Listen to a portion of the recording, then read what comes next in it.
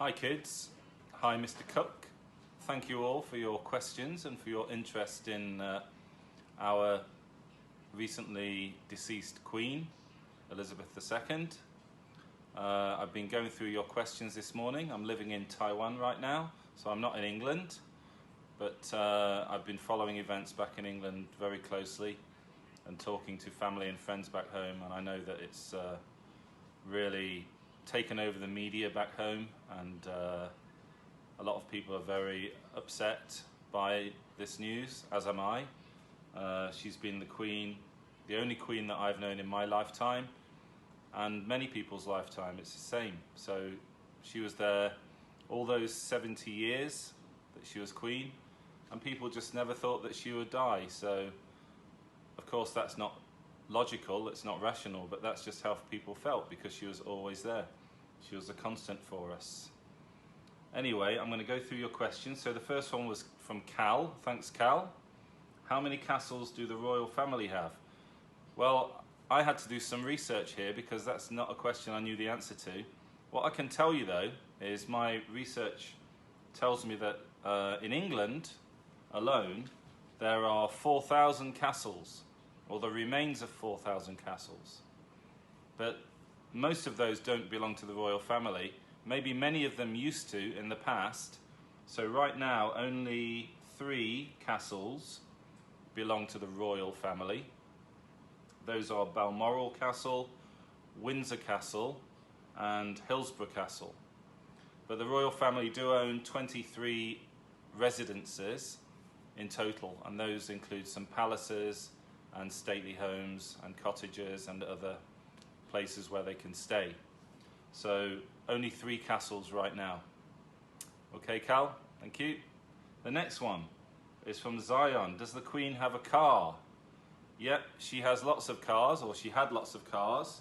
What I found out was, and actually what I remember from whenever we saw the Queen driving on TV, she would usually be behind the wheel of a Land Rover Defender.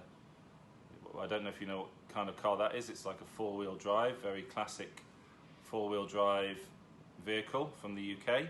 But she also has a collection of classic cars, Bentley cars, Rolls Royces and Jaguars as well.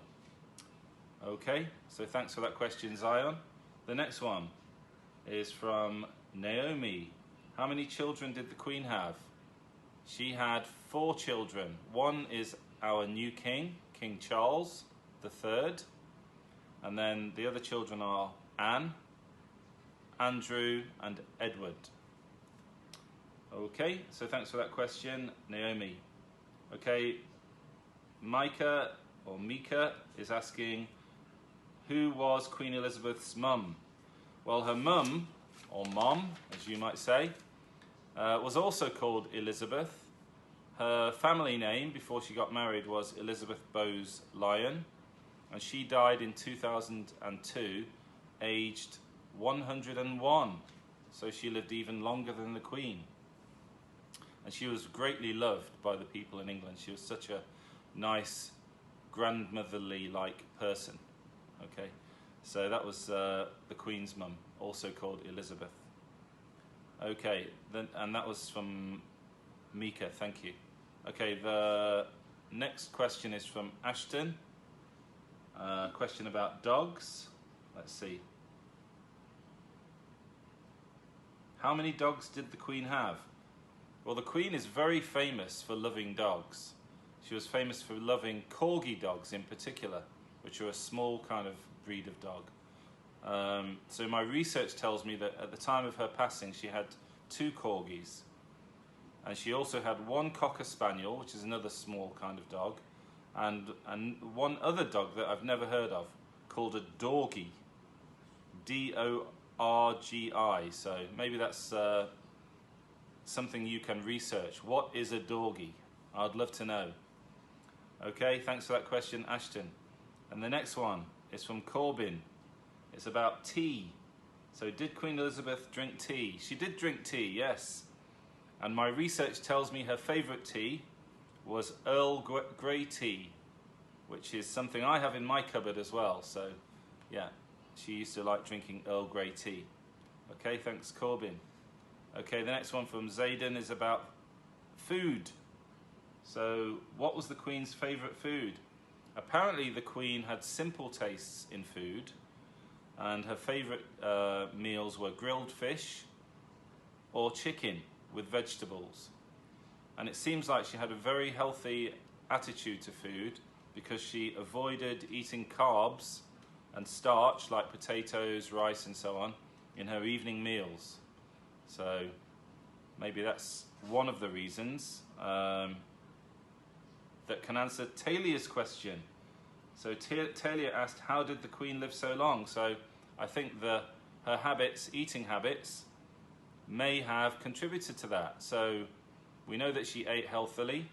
We also know that she had great genes because her mum also lived a very long life, up to 101. And the Queen, we know, had a very active lifestyle as well. She worked throughout her life, and she was always traveling around the country and to many countries abroad. I don't know how many countries she would have visited, but I bet it would be close to 100, I imagine. But she was very active throughout her life. So I think those three things, active lifestyle, great diet, and really good genes, I think that's an unbeatable combination for living a long life. So that's a lesson to us all, I think. So thanks for that question, Talia. Thank you. All right. The next question is from Rael. This is a good question. They're all good questions, but this one had me thinking. So she asked, how did the royal family get so much money? Well, I can tell you the majority of the money these days comes from the centuries-long land and property that the royal family have owned. So I guess they get a lot of rent, including in central London, where the rents would be extremely expensive. So all the property that they own would generate an enormous amount of money. I think, including in other countries. I even read that they might own some property in the United States. I read that the Queen owned a ranch in Kentucky, maybe. But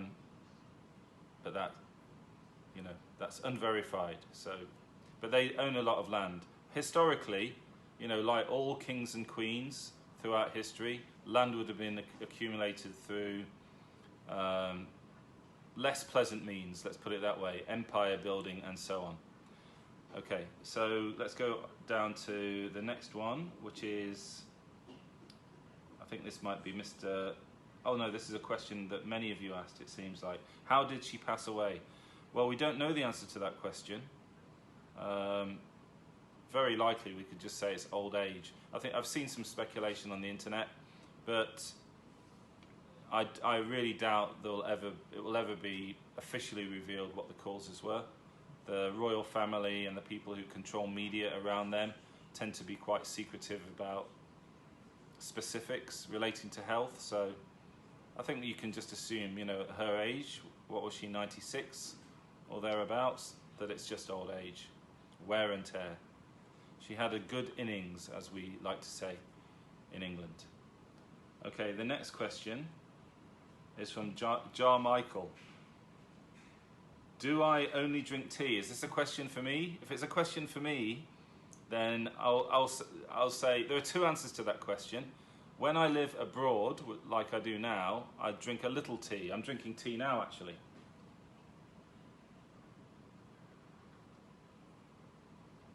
Lovely. Okay, so I'll probably drink a cup of tea every couple of days when I'm living abroad. But when I go home to England, I'll drink probably at least 5 cups of tea a day, sometimes 6, 7, 8 cups of tea a day. It's just a habit, especially back home with my family. Tea is always being made at home, so yeah. But it's not the only drink I drink. Usually I'll drink a lot of water and some juice each day, and coffee. And I'm also partial to the odd adult beverage. I think you can figure out what that could be. Okay, and then, so Mr. Cook has a question here. What is one thing that you would want other nations to know about the United Kingdom. So actually there are two things. I'm gonna cheat here. So the first thing is, okay, I mean, Britain has an imperial history, so it had a very large empire around the world, which, you know, it has some good and bad sides to it. I think, you know, there is a balance to that. It's not been all bad, but it's not been all good for sure. But the UK was the first country to ban slavery, so that's something that I'd like other countries to know about and be aware of. It abolished transatlantic slavery in 1807, and then fully abolished all slavery in 1833, and that was the first country to do so. So, you know, we don't have a flawless history, but that is something that we should be proud of. And it would be good if people of other countries could acknowledge that as well. And the other thing that I would like people to know about, which you may know about, but many of the sports that are played around the world these days were first invented in Great Britain. So those include football, I'm talking about soccer when I say that, cricket, if you've ever heard of that game, rugby. Okay, you might not have heard of those three games. Those are the three biggest sports in England.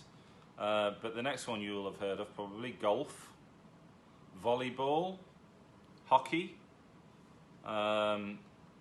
netball, which is like an earlier version of basketball, rounders, which is an early version of baseball, badminton, tennis, table tennis, and many other things, including bungee jumping, I discovered. So yeah, a lot of the sports that are played globally originated in my country. I think that covers about all the questions. So yeah, great to receive all your questions again and your interest. Lovely to see your faces in the video that Mr. Cook sent to me. Take care, everyone. Tomorrow, I'm recording this on Sunday, so tomorrow is Monday. It will be the day of the Queen's funeral, so a sad day for people from the UK, from Britain, from England, but you know, it's also a day of celebration, so we'll have happy and fond memories of a Queen who most of us thought was a wonderful, wonderful woman and a great example to us all. Okay, so take care, everybody. Bye.